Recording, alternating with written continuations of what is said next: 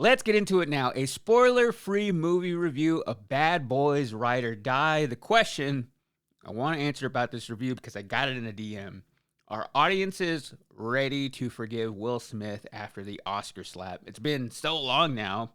For me, I kind of forgot about it. The only movie it really affected me with was Emancipation that came out. It was his follow-up film after that. I will say it did tarnish the way I felt about King Richard, which he finally won his Oscar for, had been clawing at it for so long to try to get that Oscar. Finally does.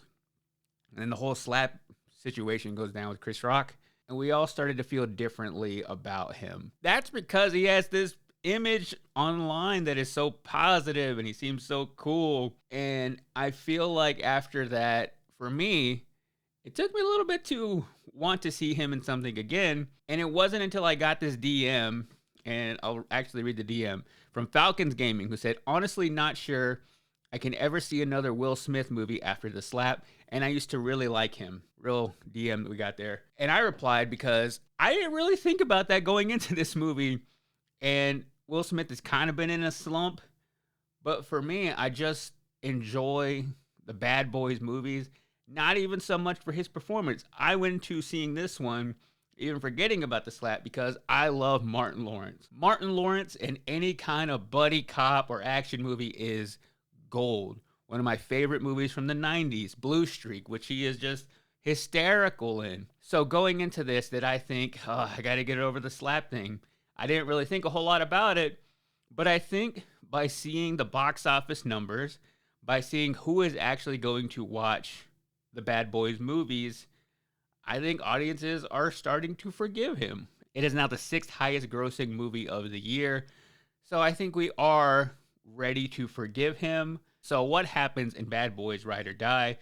Well, first of all, let's address the title. Because in 2020, Bad Boys for Life came out, which was the third one. They completely missed the boat. That leads me to believe that maybe they didn't really have a plan for all these movies. That one being the first one in a very long time since the 90s and early 2000s had come out. I think if they had this master plan drawn out, that they would have waited on the title and waited for this one to be Bad Boys, the number 4 life. But it's fine. Probably because that one was so successful back in 2020, which was one of the only movies that year that I got to see in theaters. They decided to make another one and have it come out just 4 years later. Wherever there is money to be made on a successful franchise with 2 A-list stars, you're gonna make that money. And I think I'm a bigger fan of where the franchise is going now than I was when it first started, which I think in the beginning they took themselves a little bit more seriously. Michael Bay was directing them. He's no longer directing, does make a cameo in this movie. And I feel like they're going a little bit more in the direction of how the Fast and the Furious movies are not so much about racing anymore and they're more just about big action. The characters are essentially superheroes now. I will say Bad Boys is still a little bit more grounded in reality, but I think give it a 5, a 6, and they'll probably get a little bit more extravagant when it comes to the plot. But in this one, Will Smith and Martin Lawrence are back as Mike and Marcus. They're still cops in Miami. At the beginning of the movie, Will Smith gets married, so he's trying to settle down. It addresses all the issues from his past. And Martin Lawrence is trying to live a healthier life. And I'll just say, Martin Lawrence carried this entire movie. His whole storyline about trying to get healthier, not to eat junk food. At the very beginning of the movie, he suffers a heart attack and then has this vision of what his life is going to be. And that is really the driving force of this movie, of him having this epiphany, suddenly seeing things clearly and knowing that him and Mike are about to go through something really crazy and really intense. And we find out about this at the beginning of the movie, wherever their old lieutenant, who has now passed away, he is being framed and some evil people are making it look like he had some ties to the cartel. So now Mike and Marcus are teaming up to take down some crooked cops. Pretty easy setup. And then in the mix of all this, you have Mike's estranged son that we learned about in the third one, returning in this one.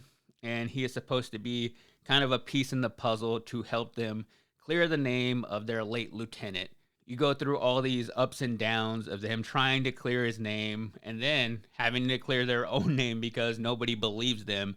First question I'll address is, do you have to watch all other 3 movies to understand and enjoy this one? To that I say no. Kelsey went with me. She has never seen a Bad Boys movie in her life, and it didn't take her too long to realize what was going on. They do a pretty good job at reminding you of the plot points you need to know from part 3, at least the ones that involve Will Smith's son in this movie. So would it be a little bit more clear why he is there, why there's animosity between the two? Yeah, probably. And that is really what you get from watching the previous movies to any franchise.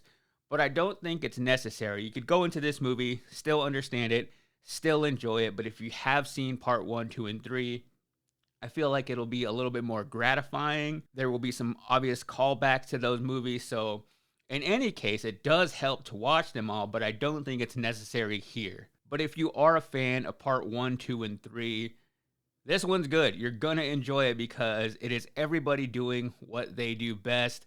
Will Smith being the straight-laced guy, and Martin Lawrence being the one bringing the slapstick comedy, doing the really wacky and hilarious things. All of my favorite moments from this movie all revolved around Martin Lawrence. He is just so funny, and you put a gun in his hand and have him chase criminals. It is hilarious. And not only did it bring the humor, it also brought the action. That paired with some really slick camera movements. There's some really cool behind the scenes you can watch while they were making this movie, in particular the final battle scene. And they have these camera rigs that they wear on their shoulders. So there's this one clip of Will Smith putting this camera over his shoulders and he's holding his gun. So you get this first person perspective. It's almost like you're playing Call of Duty. And it just right there puts you in the action. And I thought that was a really slick way to advance some of this action because we've seen shootouts time and time again. It's hard to really make those fun and exciting to having the camera flip around 180 degrees and you get this first person perspective of Will Smith and Martin Lawrence. They do this one gun toss that's just a really slick movement again. So it almost feels like the movie just gets taken over by a video game. I love that aspect of it. Obviously, Michael Bay is not directing this movie, and he makes a cameo. It was kind of like finding Stan Lee in the Marvel movie whenever Michael Bay popped out. Really quick thing. If you blink, you miss it. But that was another fun element of this movie. Lots and lots of cameos. Everybody from DJ Khaled to Khaby Lame, who is the most followed person on TikTok. If you saw his face, you would recognize him. I think in the inception of TikTok back in 2019 and 2020, when I was on there so early, he would dominate my feed. And he is the guy who would make videos where people are trying to show life hacks. Like one in particular, I think the first one I saw from him, it was somebody trying to show how to get out of your car if you ever lock the keys inside, but you're also inside the car. So they create this whole contraption to put something through the window and open the door handle outside. And then he cuts to doing a video that, well, if you're inside the car, you can just unlock it like normally. And he does this hand movement towards the camera. So in his videos, never says anything. He's just calling out these dumb life hacks and pointing out the obvious of what you can do. I will say, out of all the cameos, I was the most excited about that one because I've never seen him in a movie before, only seen him on my phone. The only injustice I see is that Will Smith is still paid a substantial amount more than Martin Lawrence. I don't understand it. He made $25 million for this movie. Martin Lawrence is reported to only have made about $6 to $10 million. And I get that Will Smith is the bigger name, but when it comes to the performances, Will Smith's acting was a little bit flat in this one. And I know his character goes through some things, dealing with a little bit of mental health issues as a result of being an officer, but still, Martin Lawrence was much more of a driving and dominating force that I can't believe that he was not paid more than, I think, $6 to $15 million. So I feel like they should be paid the exact same because even though Will Smith, I guess at this point, is still the bigger name, they would not be as successful if it wasn't for Martin Lawrence bringing the comedy. The movie is now the 6th highest grossing movie of the year, although it just got beat out by Inside Out 2, which is now in that 5 slot. But on a $100 million budget, it's now made $218 million, so the movie is now profitable. And an interesting study that I saw that came out about who is going to see this movie, industry analysts report that 44% of the audience for this movie has been black, 26 has been Hispanic or Latino. I fall right there in that demographic. And I think it's because of the cast of this movie just shows more representation that feels more natural. Two leads that are black. You have some Hispanic and Latino supporting actors, so I think the representation is there. But because of those minorities coming out and supporting this movie, it had a better opening than Mad Max Furiosa and The Fall Guy, so a big win there. And for me, somebody who wants to see more people on screen that look like me, have more Hispanic and Latino actors not only being supporting actors, but also having those leading roles is really important. So I think this is a movie, even though maybe not pushing the needle so much on filmmaking, it's still one that we should support if we want to see more of these type of actors being cast and having their stories be told. And that is exactly what this movie is. It's a great popcorn summer blockbuster movie that you can just turn your mind off and enjoy, have some laughs, bring some family, bring some friends. It gives you everything you want, and one that I do think benefits from seeing in theaters with a room full of people, because not only does it make the action more fun, it also makes the comedy just hit a little bit harder. So with the success of this one at the box office, for sure, we are going to get Bad Boys 5, I think, until Will Smith, I would say, and Martin Lawrence, but I feel like Will Smith would probably do one without him. So really, until Will Smith says that he is done making these movies, we're going to continue to have them, and I think that is great. For Bad Boys, Ride or Die, I give it 4 out of 5 packs of Skittles.